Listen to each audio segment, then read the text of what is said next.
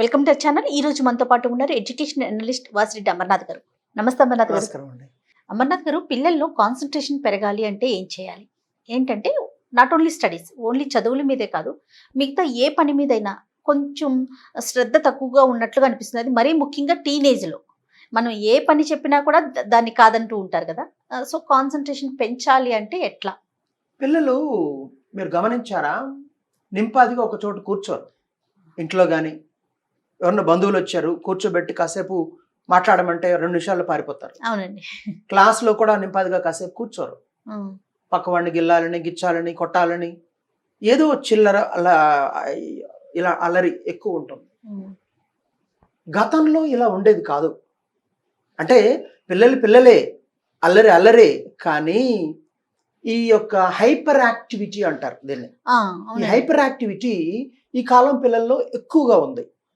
ఇదేదో పాత రోజులంతా బాగుంది, ఈ కాలం పిల్లలు పాడైపోయారు, ఇలా చాదస్తంగా చెప్పే కామెంట్ కాదు. ఇది సైంటిఫిక్గా ప్రూవ్ అయింది.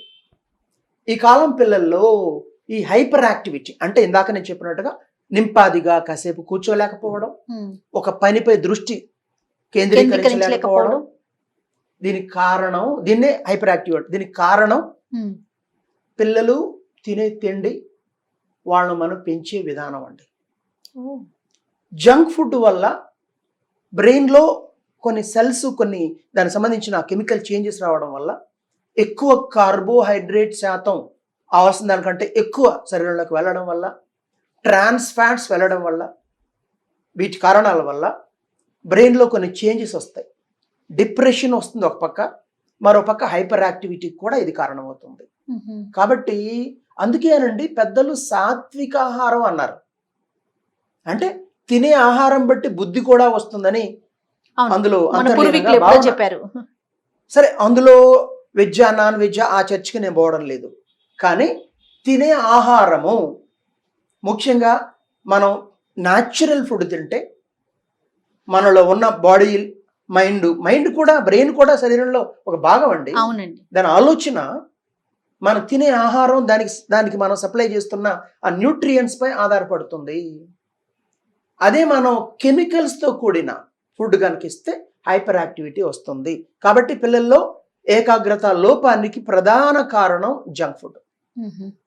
2, వాళ్ళ చేతిలోని సెల్ ఫోను, అందులో వాళ్ళు ఆడుతున్న ఈ రకరకాల వీడియో గేమ్స్, గిల్లడం, గిచ్చడం, కొరకడం, ఇవి నేర్పిస్తాయి పిల్లలకి చిన్నప్పటి నుంచి కూడా. మీరు ఇందాక అన్న టీనేజ్ పిల్లలు రాత్రిపూట ఒక నీలి చిత్రాన్ని చూసో, ఫ్రెండ్తో ఒక చాట్ గ్రూప్లో ఇలాంటి విషయాలు మాట్లాడిన పిల్లలు రేపొద్దున స్కూల్లో క్లాసులో కూర్చుంటే టీచర్ని ఏ దృక్పథంతో చూస్తారు? అసలు వాళ్ళ మనసు దానిపైన లగ్నం అవుతుందా?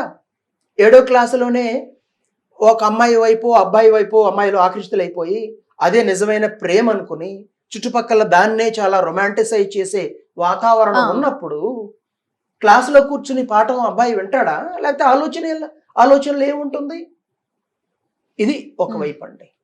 2వది, కాన్సన్ట్రేషన్ లెవెల్ తగ్గిపోవడానికి మనం చేస్తున్న పనిని ఎంజాయ్ చేయకపోవడం, దానిపైన ఆసక్తి లోపించడం. ఎప్పుడైతే మీరు చేస్తున్న పనిని ఎంజాయ్ చేస్తారో అప్పుడు దానిపై కాన్సన్ట్రేషన్ ఉంటుంది. 100% ఎఫర్ట్స్ పెడతాం. అది ఏ పనైనా కావచ్చు అండి. తినడం కూడా, మనం తినడాన్ని కూడా ఎంజాయ్ చేయము.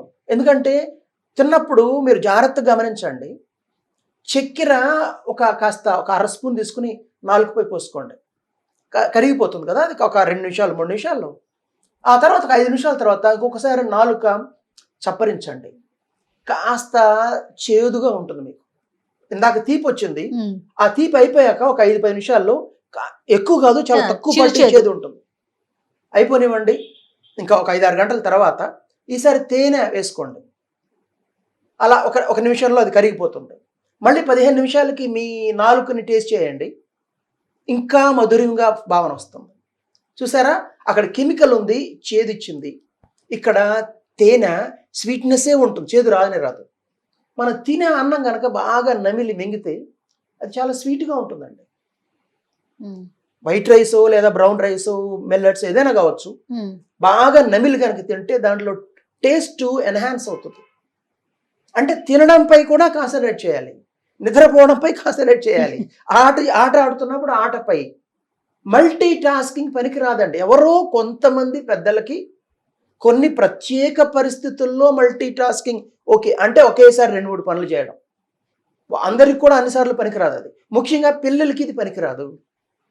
వాళ్ళు ఏ పని చేస్తుంటే ఆ పనిపై వాళ్ళ దృష్టి సారించేలా అందులోని ఆ మధురిమని, ఆ మాధుర్య భావనని వాళ్ళు ఎంజాయ్ చేసి, చదువుతున్నప్పుడు చదవాలి, నిద్రపోతున్నప్పుడు నిద్రపోవాలి, టీవీ చూస్తున్నప్పుడు టీవీ చూడాలి, తింటున్నప్పుడు దాన్ని ఎంజాయ్ చేయాలి. అలా చేస్తే అందులోని యొక్క ఆ స్వీట్నెస్ వాళ్ళకి అర్థమైతే వాళ్ళ కాన్సన్ట్రేషన్ లెవెల్స్ పెరుగుతాయి. ముఖ్యంగా చదువుకు సంబంధించి చదువుపై ఆసక్తి లేకపోవడం, పాఠాలని టీచర్లు ఆసక్తి కొలిపేలా చెప్పకపోవడం, మార్కుల కోసమే చదవాల్సి రావడం, బట్టి కొట్టడం. మీరు చదువుతున్నది ఏమిటో మీకు అర్థం కాకపోతే ఇంకా కాన్సన్ట్రేషన్ ఎందుకు ఉంటుందండి? బలవంతంగా చదువుతున్నారు మీరు. బలవంతంగా చేసే పని ఏది కూడా మీ ఏకాగ్రతని ఏకాగ్రతగా ఉంచదు, అసలు ఉంచదు. అది. సో మరి ఎట్లా అండి, మనం పిల్లల వైపు నుంచి ఎట్లాంటి, అంటే వాళ్ళలో మార్పు అనేది తీసుకురావాలి కదా, ఏకాగ్రత పెంచే ప్రయత్నం అయితే పేరెంట్స్ గా మనం చేయాలి, అలా వదిలేయటానికి లేదు. చిన్నప్పటి నుంచి పిల్లలకి నీతి కథలు చెప్పడం, ఏది మంచో ఏది చెడో వివరించడం, చేస్తున్న పనిపై దృష్టి సారించి, ఇదో నీకు సెల్ ఫోన్ ఇస్తా, ఆడుకుంటూ తిను, నేను తిన్నబో అంటాడు. వాడికి ఆకలి లేదు, ఇందాకే గంట కింద అరగంట క్రితమో ఏదో జంక్ ఫుడ్ తినుంటాడు, దాని ఇంపాక్ట్ ఉంది. అమ్మకి ప్రేమ ఎక్కువ, నాన్న తినరా అంటుంది, నేను తిన్నబో అంటాడు. అయ్యో మా వాడు తినడం, నువ్వు చూడు ఈ సెల్ ఫోన్ ఇస్తాను చూడు, ఆడుకో, లేదా టీవీ చూస్తా ఆడుకో, నేను అన్నం పెడతానంటుంది. అది ఏ వయసు వాడికి? 5 ఏళ్ళు 6 ఏళ్ళ వాడికి.